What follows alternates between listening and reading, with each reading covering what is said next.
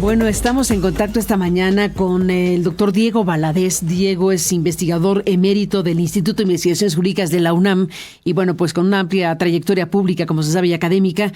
Y pues, muy importante detenernos con Diego Valadez en su mirada de las cosas en un momento como este, donde se está discutiendo pues una reforma como la que envió el presidente de la República el pasado 5 de febrero y que forma parte de una de las 20 reformas, 18 de las cuales con alcance constitucional. Y bueno, pues que estamos con la mirada puesta específicamente en esta que tiene que ver con el Poder Judicial. Diego Valadez, gracias por estar en el programa. Bienvenido y buenos días. Muchas gracias, Carmen. Me da mucho gusto estar contigo y con tu público. Gracias por estar aquí. Eres parte de los investigadores y especialistas incluso que desarrollaron un trabajo que por cierto fue también motivo de ataques en su momento, un trabajo para revisar las 20 iniciativas en cuestión y desde luego el foco puesto de tu parte en la judicial. ¿Qué estás viendo en todo esto, Diego? En primer lugar, estoy viendo que hay un gran desconcierto por la premura con la que se está moviendo esta iniciativa y por otra parte con el anuncio que ha sido muy claro por parte de los legisladores de la mayoría en el Congreso, en el sentido de que ya es una decisión tomada, de que se convocaron audiencias públicas para conocer, pues fundamentalmente, opiniones irrelevantes, porque nada de lo que se diga será tomado en cuenta en función precisamente de que se tuvo por lo menos la claridad de decir desde el inicio de las sesiones que la decisión iba adelante, que se escucharía, pero que ya todo estaba decidido y además atribuyéndole la decisión al pueblo mexicano, cosa, Carmen, que es infundada por varias razones. Una, porque los legisladores no están vinculados por un mandato obligatorio, sino por un mandato representativo. Y en segundo lugar, porque en la cédula en la que todos los ciudadanos mexicanos votamos, no aparecía el punto relacionado con la reforma en materia de justicia y en particular con la elección de los miembros. No, claro que no venía en la boleta. Lo que se está diciendo, y entiendo el punto, lo que se está diciendo es que la gente que votó por Claudia Sheinbaum escuchó en los mítines, votaron por el Plan C, que ese volumen de personas que votaron por Sheinbaum y por lo que votaron a favor de Morena, pues se interpreta en automático como una aceptación a que eso tiene que ser entendido como una validación masiva, una cosa por el estilo. Como se ha escuchado en las campañas, siempre una gran cantidad de promesas, una gran cantidad de compromisos. Vaya, déjame recordar que en un programa tuyo hace más de 6 años, el actual presidente dijo que iba a enjuiciar a todos los presidentes. Sí. Y justamente fue, con motivo del diálogo que tuvo contigo. Esto lo llevó a la campaña y, bueno, ya sabemos lo que pasó y lo que no pasó. De manera que las declaraciones de campaña tienen un objetivo que es la obtención de votos y tienen luego una traducción en lo que es un programa de gobierno. Y el programa de gobierno, que incluye el programa legislativo, no necesariamente corresponde a todo lo que se dijo, se incluyen muchas cosas y se omiten otras. De manera que ese argumento es un argumento, digamos, de coyuntura. Pero lo importante del argumento es que se nos está diciendo que ya la decisión está tomada. Y eso es lo más grave de todo. Esto, déjame contraponerlo con lo que hemos oído del presidente. Ya el presidente esta mañana, ante la petición expresa de la presidenta de la Suprema Corte de Justicia de que abran la puerta, la expresión usada fue abran la puerta, ya el presidente dijo que está de acuerdo en que se discuta, incluso dijo pues que hablen con Gobernación y que se discute el asunto. La propia ministra de la Corte esta mañana nos ha dicho que sí interpreta que eso significa abrir la puerta. ¿Cambia en algo lo que estás diciendo? Sí, espero que sí.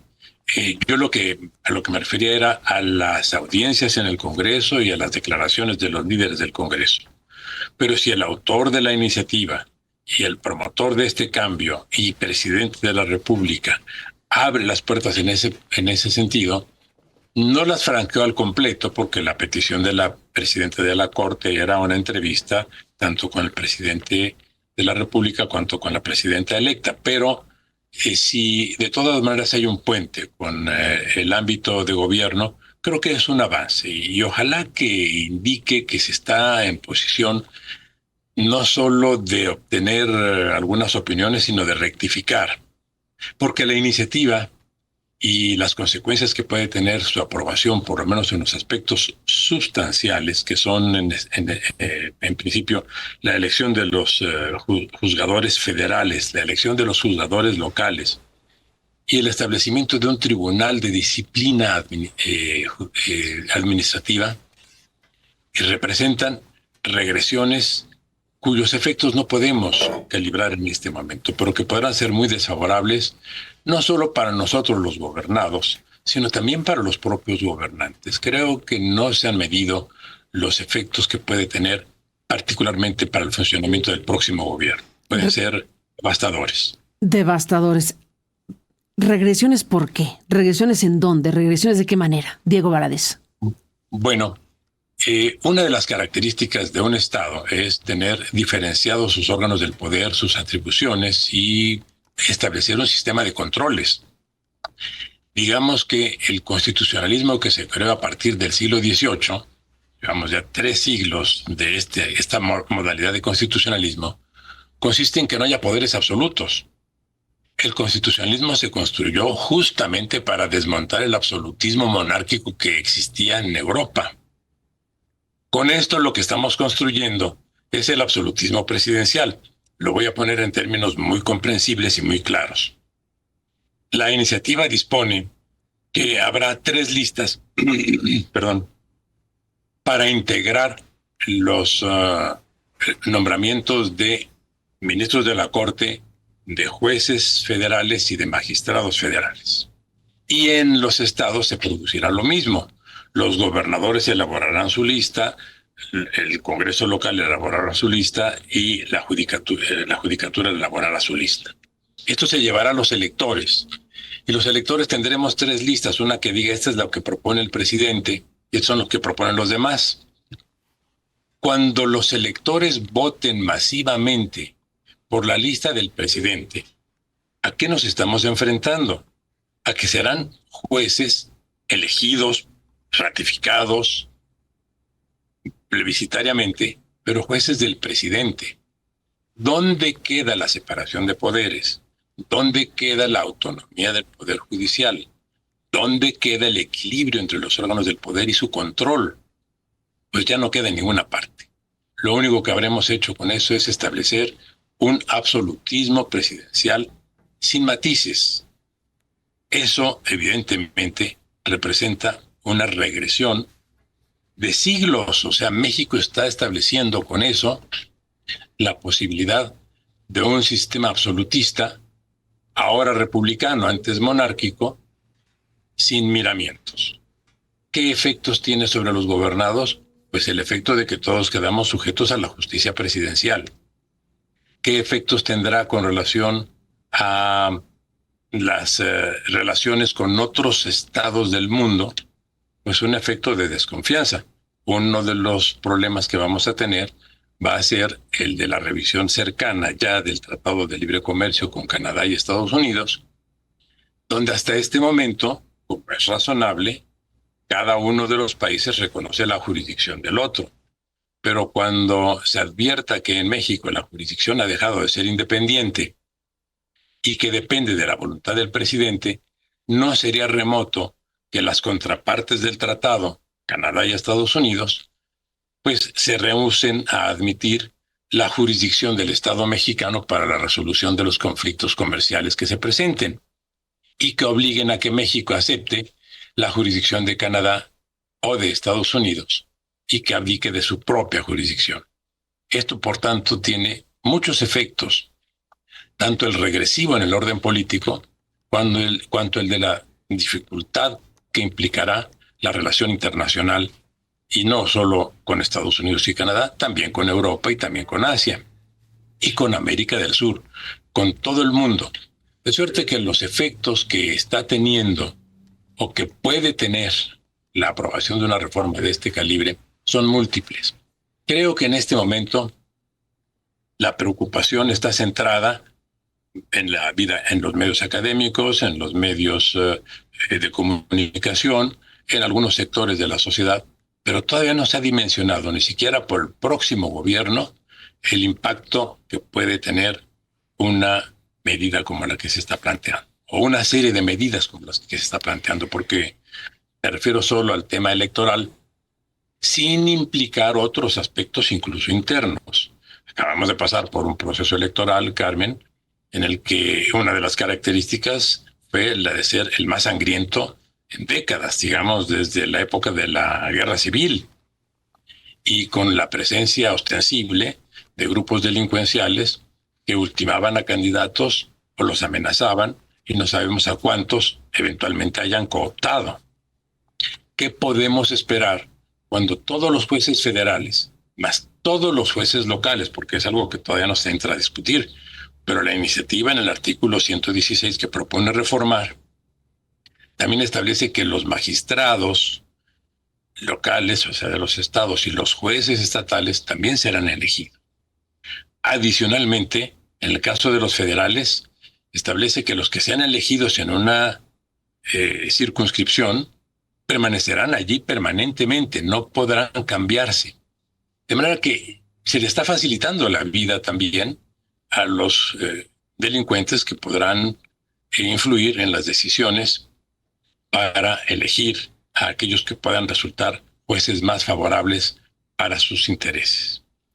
Esto no estoy coligiéndolo, esto lo acabamos de ver en las últimas elecciones, de manera que, vaya, no lo estoy inventando, lo colijo de lo que pasó en las últimas elecciones.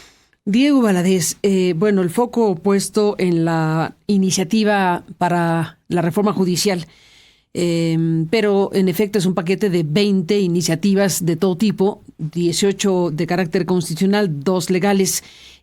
Formas parte, Diego Valadez, de un grupo de personas especializadas como Sergio López Ayón, Jesús Orozco Enríquez y Pedro Salazar, y tú mismo, que han publicado desde la UNAM una introducción al análisis de las 20 iniciativas de reforma constitucionales y legales presentadas por el presidente de la República. En su conjunto, ¿qué están viendo aquí? Bueno, qué bueno que lo planteas, Carmen, porque hay otras reformas que también tienen implicaciones negativas muy importantes y que han sido opacadas por la discusión con relación a la reforma en materia de justicia. Una de ellas es la reforma electoral. En la reforma electoral se está suprimiendo a los representantes, a los diputados y a los senadores de representación proporcional. ¿Esto qué quiere decir? Que la representación política se va a concentrar en las fuerzas hegemónicas y en las fuerzas dominantes, y que dejará de ser el Congreso, digamos, refirámonos en concreto a la Cámara de Diputados, que perderá 200 diputados de representación proporcional, dejará de ser una caja de resonancia y un espacio de pluralidad que incorpore no solo a fuerzas minoritarias, sino a diferentes corrientes de las propias fuerzas mayoritarias. ¿Esto qué produce? Produce una concentración en las directivas de los partidos para imponer nada más dentro de esos partidos a la corriente dominante. Restringe, por tanto, en las características de pluralismo que ha tenido el Congreso hasta este momento. Y desde mi punto de vista produce, vaya a ser el resultado de cavilaciones y de cálculos que no alcanzo a entender. Porque en la anterior propuesta de reforma en materia electoral, lo que el presidente había propuesto era que todos los representantes integrantes de la Cámara de Diputados fueran de representación proporcional, que sin duda era un avance, y con algunos problemas en cuanto a su administración, pero un avance. Y ahora justamente plantea lo contrario. ¿Qué está pasando? ¿Por qué estos cambios y estas oscilaciones dentro de una misma administración con un mismo presidente? Me resulta ininteligible. Pero el hecho es que una reforma como esta, que tiene una importancia crucial para la vida política del futuro del país, en este momento no está siendo atendida por razones obvias y comprensibles, porque la reforma en materia judicial ha acaparado el interés, sobre todo por la perentoriedad con la que se ha planteado, porque se sustenta que será aprobada en el curso de septiembre. Y aquí, en una observación elemental, consiste en ¿por qué la premura? ¿Por qué dejar una bomba de tiempo para que estalle al inicio del próximo gobierno? Eso para mí es desconcertante, porque al parecer, más que buscar una solución, lo que se está buscando es un problema. Em, ¿Por qué? ¿Y tienes alguna hipótesis en tu respuesta? No, ninguna. Yo creo que muchas decisiones se están tomando sin el debido análisis, sin la debida ponderación, es más, sin la debida información. Voy a poner un ejemplo. El señor presidente de la República señaló ayer que lamentaba que no se hubiera contemplado la experiencia requerida para ser juez y magistrado. Esto a raíz de que surgió un comentario en alguna de las preguntas que se le hicieron en ese sentido. Lo desconcertante para mí es que la reforma sí prevé experiencia. Concretamente, el artículo 97 de la propuesta determina que se requieren 5 años de graduación como abogado para quien aspire a formar parte de la lista, y 5 años, que pueden ser simultáneos o complementarios, de experiencia en la materia para la cual se es propuesto para ser juez o magistrado. De manera que, al parecer, el propio señor presidente de la República no conoce a fondo el contenido de su propia iniciativa. De suerte que advierto que la premura ha determinado que no se midan las consecuencias que puede tener la aprobación de una reforma de estas características y que ni siquiera se conozca su contenido. También se ha centrado la discusión en el tema de los jueces federales, pero va a pasar lo mismo. El artículo 116 que se propone obliga a los estados a hacer otro tanto, y esto no ocasionará otra cosa sino el fortalecimiento de cacicazgos en los estados, que fue un problema con el cual lidió México durante todo el siglo XIX y que solo ya avanzado el siglo XX fue posible ir desterrando. Estamos ante la reposición de viejos cacicazgos que atormentaron la vida pública del país, que afectaron severamente las libertades. Imaginemos lo que será un estado en el cual, además de que un gobernador disponga de todo el poder político, disponga también de toda la judicatura. A eso es a lo que nos quieren llevar y a lo que nos vamos encaminando según todos los indicadores que hasta este momento se han planteado por parte de quienes tienen el poder de decidir. Esto simplemente hace que pensemos que vamos a llegar a un momento de un cambio político, un cambio en la vida política muy relevante. Desde luego hay que incluir en esta revisión general de las 20 reformas, de las 20 iniciativas, el tema de la Guardia Nacional, el tema militar, es uno de los asuntos principalísimos. Que la Guardia Nacional dependa ya formal y constitucionalmente del Ejército es un asunto que involucra este tema y en general la preocupación por una mayor militarización en México. ¿Ahí qué están viendo en este análisis? Ciertamente, el problema que se plantea ya ha sido muy discutido en México. Hay que hacer un señalamiento que me parece que es relevante, y es que en México no tenemos un problema de militarismo, sino un problema de militarización. ¿Cuál es la diferencia? El militarismo consiste en una actitud por parte de los militares en cuanto a imponer decisiones al poder civil. La militarización, por el contrario, refleja la decisión del poder civil de darle mayor participación y presencia a las Fuerzas Armadas. ¿Esto qué significa? Pues que si es el poder civil el que está promoviendo la mayor presencia de las Fuerzas Armadas, también puede ser el poder civil quien en determinado momento revoque esa decisión y modifique la participación de las Fuerzas Armadas en la vida pública del país. De manera que creo que siendo ciertamente un asunto muy delicado, es no obstante revocable, es manejable.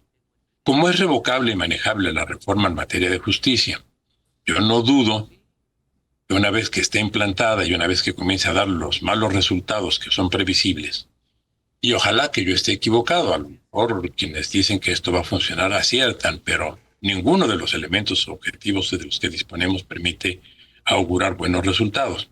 ¿Qué pasará si los resultados son adversos? Pues que habrá que reformar la reforma y no será la primera vez que se haya reformado una mala reforma. Pero ese proceso de avanzar hacia lo negativo y luego retroceder y rectificar podría ser ahorrado si simplemente se dieran más tiempo para pensar, más tiempo para escuchar, más tiempo para hacer sus cálculos. Veamos una cuestión empírica, Carmen. La causa de la reforma, así lo dice claramente la iniciativa del presidente, es para combatir la corrupción, para garantizar la independencia de los juzgadores y para vincular a los juzgadores con la sensibilidad social. En cuanto a combatir la corrupción, pues podemos ver que hay decenas de organismos jurisdiccionales nacionales en el mundo que funcionan muy bien y que no son elegidos. Y que en cambio, en nuestro propio país, tenemos decenas de funcionarios que han sido elegidos en diferentes niveles y que están acusados de corrupción. O sea, la elección no elimina la corrupción. Por otra parte, en cuanto a garantizar la independencia, pues esto es exactamente lo contrario. Cuando las planillas se presenten y vayan ganando, las planillas formuladas por las mayorías del Congreso o por la Presidencia de la República, porque las planillas de la Judicatura van a venir ya, digamos, debilitadas de la propia acusación que se reitera todos los días de que los jueces son unos corruptos, pues la votación que van a recibir va a ser muy exigua. De manera que la independencia va a quedar por un lado. Y en cuanto a vincular a los juzgadores con los intereses o las causas sociales, pues los juzgadores no tienen otro vínculo que la aplicación del derecho.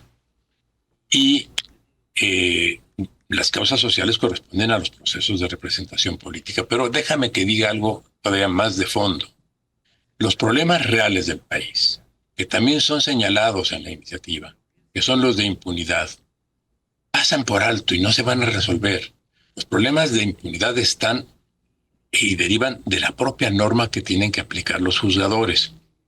Se dice que los juzgadores son corruptos porque ponen en libertad a los presuntos delincuentes poco después de ser detenidos o a veces de manera casi inmediata. Bien, la Constitución tiene un artículo, el artículo 20, apartado A, fracción novena, que dice que toda prueba obtenida de manera ilegal es nula. Evidentemente, toda prueba obtenida de manera ilegal debía ser objeto de un castigo para quien la obtuvo ilegalmente. Eso es indiscutible, es una de las reglas de derechos humanos en todo el mundo. Pero convertir a un a un culpable en inocente, por el solo hecho de que la prueba que se obtuvo lo fue de manera ilegal, ¿a qué ha dado lugar? Pues ha dado lugar al contubernio entre fiscales o agentes del Ministerio Público y delincuentes para decirle uno al otro, voy a ir por ti mañana, y convoca a todos tus secuaces y ten todas las pruebas que te pueden resultar incriminatorias, dinero, armas, programas de extorsión, listas de afectados, de secuestrados y a lo mejor hasta cadáveres, porque voy a entrar de manera ilegal rompiendo las cerraduras y sin orden de cateo. Y eso te garantiza que una semana después vas a estar libre. Y en efecto, ¿qué juez puede decir que no aplica la Constitución? Entonces se imputa a los jueces, por todas las libertades que dictan, corrupción, cuando el origen está en la propia Constitución, y esto no se está enmendando, de manera que las causas de impunidad no se están resolviendo. No se está resolviendo una causa de impunidad tan grave como es una que nos viene desde el siglo XIX, que distingue el fuero federal del fuero común. Y entonces una persona es sentenciada porque asesinó a alguien. Y ya que fue sentenciada, se ampara y dice, sí, yo asesiné, pero con un arma reglamentaria del ejército. por tanto debe haber sido juzgado por un juzgado federal. Se le ampara y se va en libertad, o al revés, se le enjuició por la posesión y el uso del arma reglamentaria del ejército, pero luego dice, pero yo lo que hice fue matar y debí ser sancionado por el fuero común. Estos son los equívocos que están en nuestra propia Constitución, en nuestro propio ordenamiento, y que no se están tomando en cuenta.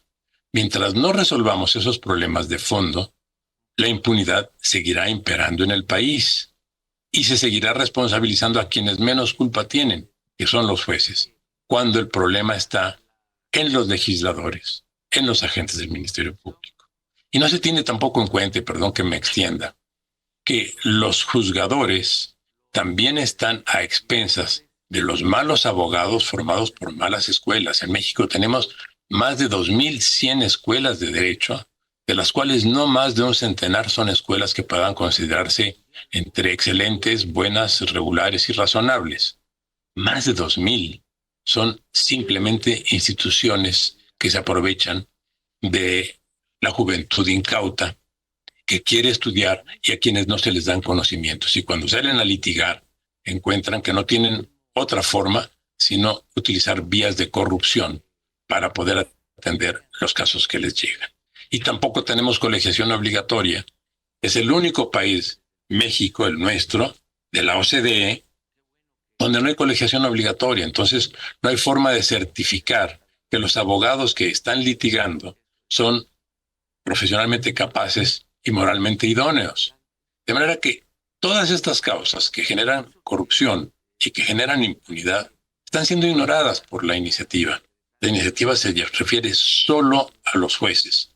Y en esa medida, lo que puede anticiparse es que, además de los problemas que genere la mala forma de designación de los juzgadores, se estará dejando sin resolver el problema de fondo y por lo mismo la corrupción, la impunidad seguirán adelante.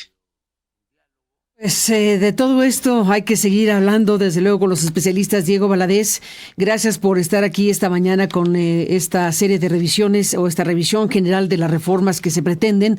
Bueno, nos va a faltar tiempo para hablar del conjunto y de los demás asuntos que están aquí a la mesa, pero bueno, que quedamos a la espera de ver qué resulta en el Congreso mismo con todo esto que llega ahí, y veremos si sí o si no se va a aprobar sin moverle una coma, o si efectivamente, como se deja ver en esas últimas horas, hay disposición de discutir y de incorporar, en el caso de la reforma judicial, lo que la presidenta de la Corte ha planteado, que es que se incorpore el diagnóstico que se logró tener a partir de los foros que se realizaron en un encuentro nacional. Por un lado eso, y por otro lado incorporar en el debate y la discusión lo que especialistas como tú y como otros están planteando, no solo en entrevistas públicas, sino en documentos como este que estamos comentando desde la UNAM.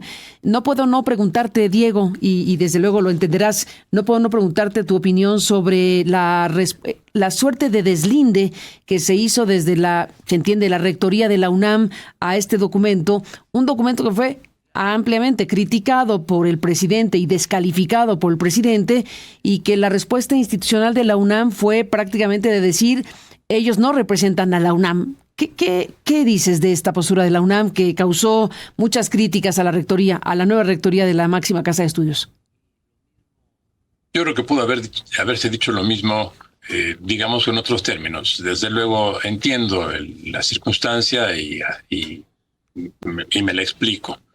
Pero la verdad es que habría bastado con decir que el artículo 3 de la Constitución establece como principio de la autonomía universitaria que quienes forman parte de la comunidad, y así lo dice la Constitución, ejercen la libertad de investigación y de expresión y opinión. De manera que es un derecho que tenemos los miembros de la comunidad y que por supuesto ejercemos a título personal.